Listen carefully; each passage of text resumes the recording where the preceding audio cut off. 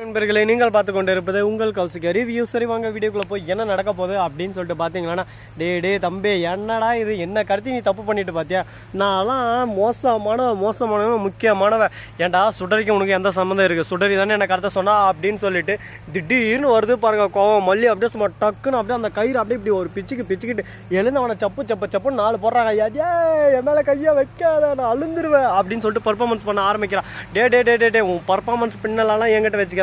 ஏன்டா எவ்வளோ தைரியம் தான் என்னவே கடத்திருப்பேன்? என்ன கடத்துற அளவுக்கு நீ அவ்வளோ பெரிய லாடா? இல்லை நான் கேட்குறேன், நீ அவ்வளோ பெரிய லாடா? என்னை கடத்திட்டெல்லாம் மவனை இப்போ படுறான் என்ன பண்ணுறேன்னு சொல்லிட்டு வாழ்க்கையில் எதுக்கு மல்லி மேலே கையை வச்சேன்னு சொல்லிட்டு நீ ஒவ்வொரு நாளும் சிந்திக்கிற மாதிரி உன் வாழ்க்கையை ஒரு பக்கம் தலைகீழாக மாற்ற போகிறா அப்படின்னு சொல்லிட்டு சவால் விடுறாங்க. என்னடா இது, நம்ம மல்லியடா இது இந்த மாதிரியெல்லாம் ஒரு பக்கம் பேசுது, இந்த பொண்ணடா எப்பா இது எம்மம்மா என்னடா இது மோசமாக இருக்கே அப்படின்ற மாதிரி தாங்க ஒரு பக்கம் ஆச்சரியமாக இருக்குது. பரவாயில்ல, வியப்பாகவும் இருக்குது. ஒரு பொண்ணாக இந்த அளவுக்கு ஒரு பக்கம் தைரியம் கண்டிப்பாக இருக்கணும். நம்மளை ஒரு இடத்துல திடீர்னு கிட்னாப் பண்ணுறேன். ஏன்னா இப்போ ரீசெண்டாக நியூஸ் கூட பார்த்திங்கன்னா மும்பை அந்த இடத்துல ஒரு 14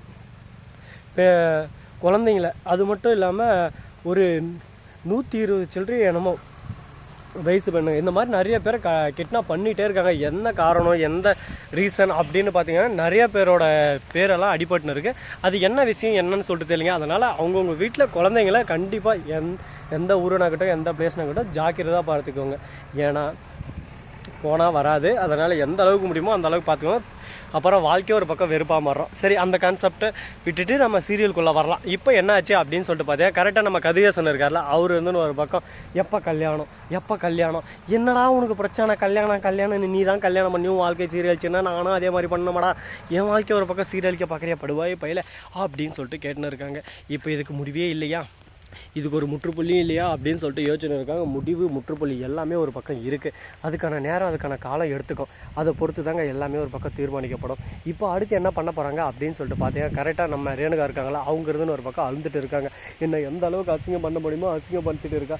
இந்த வாழ்க்கையில் நான் வந்ததே வேஸ்ட்டு, உங்கள் குடும்பத்தில் நான் பிறந்ததே கேவலம், நான் அப்படியே எங்கேனா போயிட்டு இருந்தால் கூட சந்தோஷமாக இருக்கேன். எனக்கு எதுக்கு தேடி வந்தீங்க? தேடி வந்து என்னை அந்த வீட்டுக்கு அழைச்சிட்டு வந்து என்னை இன்னொருத்தையும் சொல்லிட்டு அசிங்கப்படுத்தி அவமானப்படுத்தி துக்கப்படுத்தி துயரப்படுத்தி அந்த மல்லிக்கு அனுப்பணும்னு அப்படி என்ன ஒரு ஆதங்கம்? அதுக்கு என்னை தேடி வராமே இருக்கலாமே, என்னை எதுக்கு கூட்டிகிட்டு வந்திருக்கணும் அப்படி இப்படின்னு சொல்லிட்டு கேள்வி கேட்குறா. இந்த கேள்விக்கெல்லாம் பதில் என் பாக்கெட்டில் இல்லை, என் ஜோப்பிலும் இல்லைங்க. ஏன்னா நம்ம மல்லி பண்ணதும் தப்பு தான். அப்போ வந்து ரொம்பவே ஆர்வமாக போயிட்டு கூப்பிட்டு வந்தாங்க. இப்போ சுடரின்னு சொல்லிட்டு தெரிஞ்சதும் விரட்ட பார்க்குறாங்கல்ல, அதை அப்போவே தீர்மானித்து அவங்க யார் என்னன்றதை விசாரித்து அதுக்கப்புறம் இறங்கிக்கலாம்ல களத்தில். எது ஒன்றுத்தையும் தெரியாமல் களத்தில் இறங்கி அடித்து ஆளணும்னு சொல்லிட்டு ஆரம்பிச்சுட்டு இப்போ வந்து வாழ்க்கையில் திடீர்னு குத்துதே குடையுதேன்னு ஒரு பக்கம் ரேணுகாவை மட்டும் குத்த சொன்னால் என்ன அர்த்தம் இருக்குது சொல்ல பார்க்கலாம். அவள் பாட்டுக்கு அவள் வாழ்க்கையில் பிச்சைக்கார வாழ்க்கையவே சந்தோஷமாக வாழ்ந்துட்டு இருந்திருப்பாள். அப்படிப்பட்ட அவளை சொர்க்கத்தை காட்டுற மாதிரி இந்த பெரிய சொத்தை காட்டி நல்ல ஒரு கணவரை கொடுத்து திடீர்னு அவள் வாழ்க்கையில் நீ இதெல்லாம் இல்லை இதெல்லாம் சும்மா கனவு தான் அப்படின்னு சொல்லிட்டு சொன்னால் யார் தான் ஏற்றுப்பாங்க சொல்லுங்க பார்க்கலாம்? யாருமே ஏற்றுக்க மாட்டாங்க.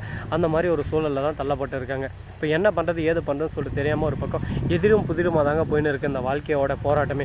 இந்த போராட்டத்துக்கு நடுவில் வேறு எதனா பிரச்சனை வருமா அப்படின்னு சொல்லிட்டு பார்த்தீங்கன்னா, பக்கம் என்னடா சவுண்டு அப்படின்னு சொல்லிட்டு ஜேசிபி ஓடிட்டு இருக்குங்க.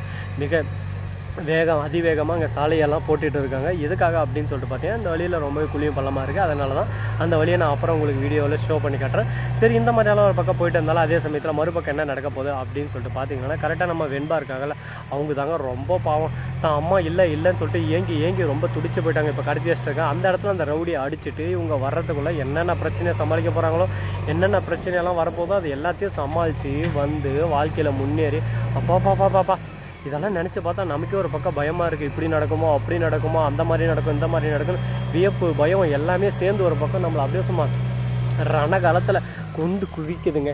சரி, இந்த மாதிரியெல்லாம் ஒரு பக்கம் போயின்னு இருக்க. விஜய்க்கு ஃபோன் பண்ணி, டாடா எனக்கு மல்லியம்மா வேணும், மல்லியம்மா வரலன்னா என்னால் இருக்க முடியாது டாடா, மல்லியம்மா எங்கே தான் போனாங்க? அந்த ரேணுகம்மா வந்து எங்கிட்ட அடிக்கடி பேசிகிட்டே இருக்காங்க, என்னை ரொம்ப தொந்தரவு பண்ணுறாங்க, அவங்க வந்தால் எனக்கு பிடிக்கல அப்படி இப்படின்னு சொல்லிட்டு பர்ஃபார்மன்ஸ் பண்ணியிருக்காங்க. என்னடா அது, நம்ம ரேணுகா அப்படி போய் என்ன பண்ணியிருப்பாங்க அப்படின்னு சொல்லிட்டு பார்த்தா ரேணுகா பற்றி நல்லாவே தெரியும். பர்ஃபார்மன்ஸில் பின்னி பெடல் எடுப்பாங்க அவங்க ஒரு பக்கம். இதுக்கு தான் அவங்க இந்த மாதிரி பண்ணுறாங்கன்னு சொல்லிட்டு தெரியுங்க. ஆனால் அவங்க பண்ணுறது ஒவ்வொரு விஷயமும் இரிட்டேட் பண்ணுற மாதிரி தான் இருக்குது. சரி, சொன்னால் புரிஞ்சுப்பாங்க அப்படின்னு சொல்லிட்டு இவங்களும் சொல்லி பார்க்குறாங்க. சொன்னால் புரிஞ்சிக்கல. ஆனால் அதே சமயத்தில் கதிரேசன் எந்த அளவுக்கு முடியுமோ அந்த அளவுக்கு டக்குன்னு வெண்பாவும் கைக்குள்ளே போட்டுக்க பாரு. வெண்பா எந்த அளவுக்கு உனக்கு க்ளோஸ் ஆகிறாலும் அந்த அளவுக்கு நமக்கு தான் ப்ளஸ் பாயிண்ட்டு அப்படின்னு சொல்லிட்டு பேசினிருக்காங்க. அதை கேட்கும்போது ஒரு பக்கம் யோசிக்க வேண்டிய விஷயமாகவும் இருக்குது, சிந்திக்க வேண்டிய விஷயமா இருக்குது. இதுக்கப்புறம் என்னென்ன பண்ண போகிறாங்க, என்னென்ன கொடுமைலாம் நடக்க போகுதுன்னு சொல்லிட்டு இல்லைங்க.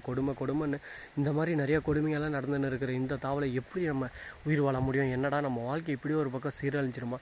நமக்குன்னு ஒரு கனவு, ஒரு உலகம், அது எதுவுமே இருக்காதா அப்படின்னு சொல்லிட்டு பதட்டம், பயம் எல்லாமே சேர்ந்து ஒரு பக்கம் குத்துங்க நேரம் நல்ல நேரம் அந்த மாதிரி ஒரு பக்கம் போராட்டத்தில் குத்தி நம்மளை சாவடிக்குதுங்க.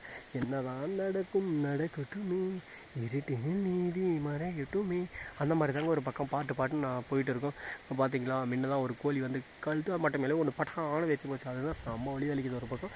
அதை பற்றி அடுத்த வீடியோவில் விரிவாக்கமாக பார்க்கும். அதுக்கப்புறம் என்னென்ன நடக்க போகுது அப்படின்னு சொல்லிட்டு பார்த்தீங்கன்னா, கரெக்டாக நம்ம அதாவது நிஷா இருக்காங்களா, அவங்க இருந்து கொந்தளிச்சுன்னு இருக்காங்க ஒரு பக்கம். மல்லி யார் நீ எந்த ஊர் நீ வந்து எப்படி என் அக்காவில் அந்த மாதிரி பண்ணலாம்? என் அக்காவோட வாழ்க்கையை நீ வந்து அழிச்சிட்டு எடுத்துன்னு போகலாம் பார்ப்பா, அதை நான் பார்த்துட்டு சும்மா இருக்கணுமா? முடியாது. என் அக்காவோட வாழ்க்கை என் அக்காவுக்கு திரும்ப வேணும்.